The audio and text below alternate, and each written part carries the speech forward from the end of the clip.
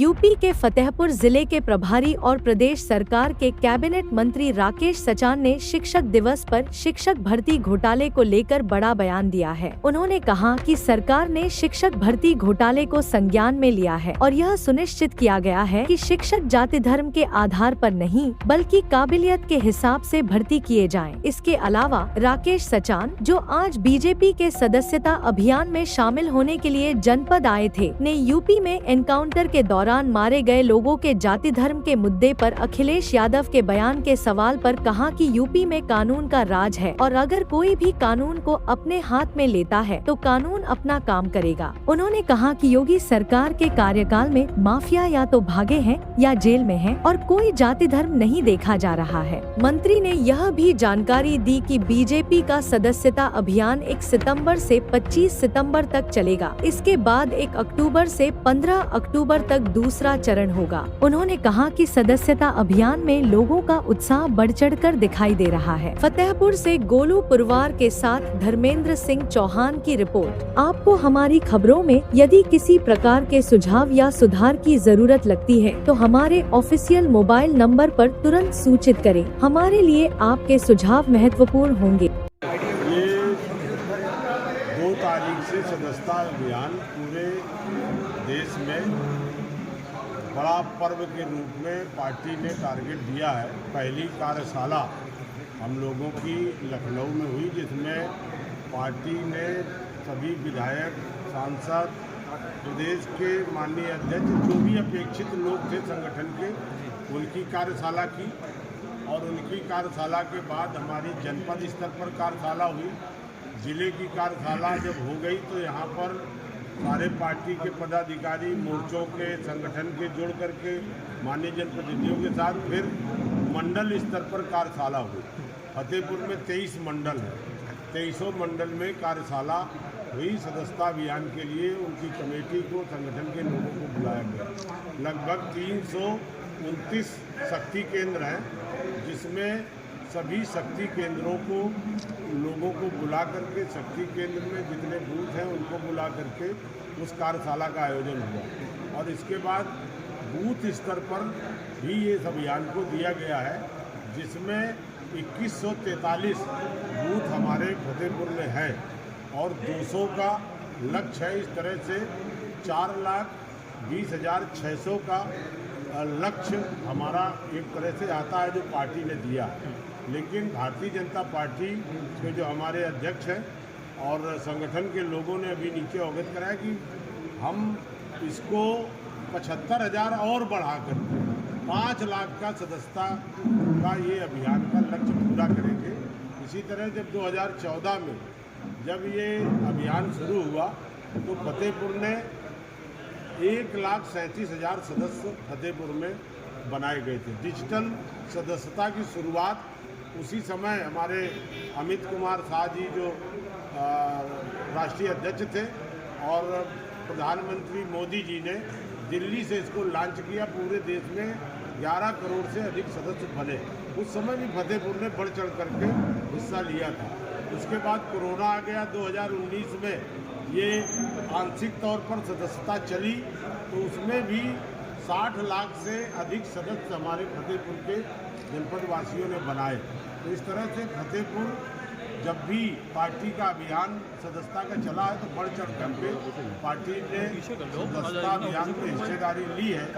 और ये अभियान चालू हो रहा है 1 सितंबर से 25 सितंबर तक अभियान है और 1 अक्टूबर से 15 अक्टूबर तक दूसरा अभियान चलेगा और 16 अक्टूबर से 31 अक्टूबर तक ये तीसरा चरण चलेगा और 1 नवंबर से 10 नवंबर तक जो प्राथमिक एवं सक्रिय सदस्य होंगे उनके रजिस्टर वगैरह बनेंगे। तो इस तरह से ये अभियान पूरी मजबूती के साथ जनपद चलाएगा और इसमें सक्रिय सदस्य बनने के लिए जो भी हमारा सक्रिय सदस्य कोई कार्यकर्ता बनना चाहता है तो उसको जरूरी है कि वो प्राथमिक 100 सदस्य बनाएगा और 100 सदस्य बना करके अपने स्मार्टफोन से अपलोड करेगा और उसमें जब 100 सदस्य वो बना के कर लेगा और 100 रुपये नमो ऐप में अपनी सदस्यता शुल्क देगा तो वो सक्रिय सदस्य हमारी भारतीय जनता पार्टी का हो जाएगा। क्योंकि भारतीय जनता पार्टी में कोई पद पाने के लिए और कहीं कोई चुनाव लड़ने के लिए सक्रिय सदस्य होना उसके लिए ज़रूरी होता है, तो सक्रिय सदस्य भी इसी तरह से बनाने की व्यवस्था है। और पूरी तौर से पार्टी का जो लक्ष्य है और इस लक्ष्य को जन जन तक पहुंचाने के लिए मैं आपके माध्यम से पार्टी के सभी नेताओं को, विधायकों को, सांसदों को, पूर्व सांसदों को और सभी अपने पार्टी संगठन, मोर्चे और प्रकोष्ठों के लोगों से, मंडल के लोगों से अपील करूंगा कि ये अभियान पार्टी का अभियान है और इस अभियान को जन जन तक पहुंचाने में हमारे पार्टी की विचारधारा से जुड़े सभी लोगों की जिम्मेवारी है कि इस अभियान से जुड़े और इस लक्ष्य को। देखिए, ये सदस्यता अभियान, ये शांत हो जाए शांत रहो। 4400 पे 5 को चोरी से मुख्य आरोपी जो मारा गया एनकाउंटर में, कि सरकार अब जात धर्म पे क्या कहेंगे? देखिए, उत्तर प्रदेश में कानून का राज है और कोई भी कानून को अपने हाथ में लेगा तो कानून अपना काम करेगा। और योगी जी की सरकार लगातार इस मामले में पूरे देश में जानी जाती है कि कानून व्यवस्था उत्तर प्रदेश में चुस्त और दुरुस्त है और जो भी माफिया लोग थे आज या तो जेल में है या तो यहाँ से भागे हैं। तो उन्होंने जात धर्म को लेकर के बात कही है कि जात धर्म के आधार पर एनकाउंटर हो रहा है। वो जात धर्म की राजनीति करते हैं तो इसलिए ये बात करते हैं। हमारी पार्टी कानून का राज है, कानून के हिसाब से काम करती है, तो किसी जाति का हो, किसी धर्म का हो, इसमें कोई भेदभाव नहीं।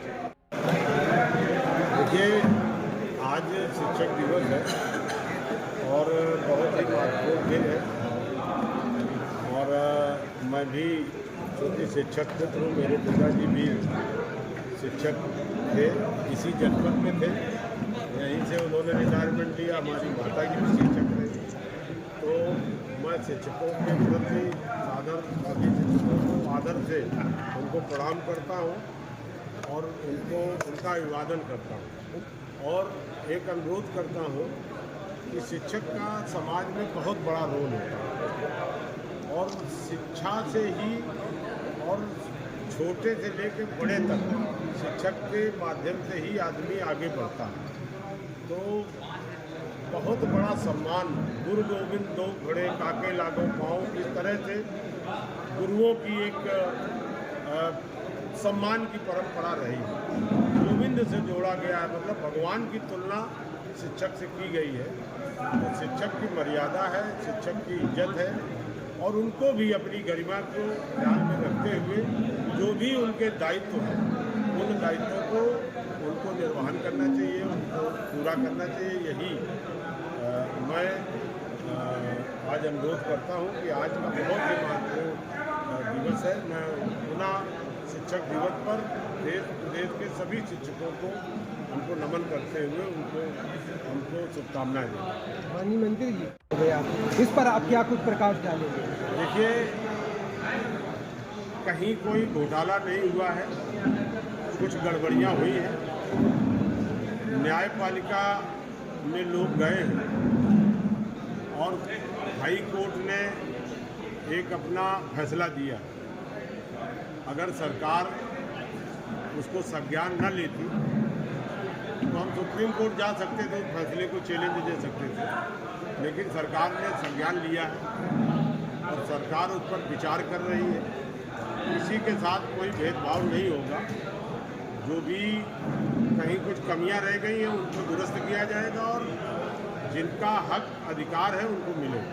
एक ओबीसी समाज के वर्ग के लोग अब शिक्षक घोटाला ही हुआ है तो अब एक समाज कह रहा है कि हम श्रेष्ठ थे इसलिए हमें वो जगह दी गई है, ओबीसी के बच्चे श्रेष्ठ नहीं हैं। देखिए, ये सब जाति धर्म से श्रेष्ठता का प्रमाण पत्र नहीं आंका जाता है। जब भी कोई परीक्षा होती है, परीक्षा में जो प्रतिभागी अच्छे नंबर पाता है वही श्रेष्ठता की श्रेणी में होता है। तो कोई शिक्षक कह रहा है, अपनी भावना प्रकट कर रहा है, लेकिन उसको इस तरह की भावना प्रकट नहीं करना चाहिए। सरकार सभी की है, सभी के साथ न्याय करेगी। अगर कहीं कुछ कमियां रह गई हैं, गड़बड़ियां हुई हैं तो उनको सुधार करके सभी के हक और अधिकारों के हिसाब से उनको न्याय मिले। बिल्कुल माननीय। अभी तक कोई भी मेंबर था, जितने भी मेंबर थे पुराने, वो सब शुरू हो गए। अब अगर कोई हम हैं या अध्यक्ष है, अगर पहले जब पहले मेंबर थे, मेंबर थे, तो वो सब नई सदस्यता अभियान 2 तारीख से शुरू हुई है, तो सब हीरो हो गए। अब वो नए तरीके से जो मेंबर बनेंगे वही सक्रिय मेंबर माने जाएंगे और वही पार्टी के मेंबर माने जाएंगे। तो इसी अभियान की आज फतेहपुर में शुरुआत के लिए सभी प्रभारी मंत्रियों को अपने अपने दफ्तरों में भेजा गया है। हम लोग भी कल क्योंकि वहाँ मुख्यमंत्री का प्रोग्राम था फतेहपुर में थे, तो आज शिक्षक दिवस के दिन बहुत अच्छे सुविधा से फतेहपुर में लॉन्चिंग हो रही है। हम अपेक्षा करेंगे अपने संगठन के जितने भी हमारे नेता हैं, जो हमारे पदाधिकारी हैं, वो इस लक्ष्य की पूर्ति करेंगे और इसमें नमो ऐप में सदस्यता, सक्रिय सदस्यता शुल्क जमा करेंगे, तो वो पार्टी के सक्रिय मेंबर हैं। तो इस तरह से सक्रिय मेंबर बनने की भी पूरी इसमें एक बहुत सरल प्रणाली, हम लोग तो बहुत जमाने से काम कर रहे हैं।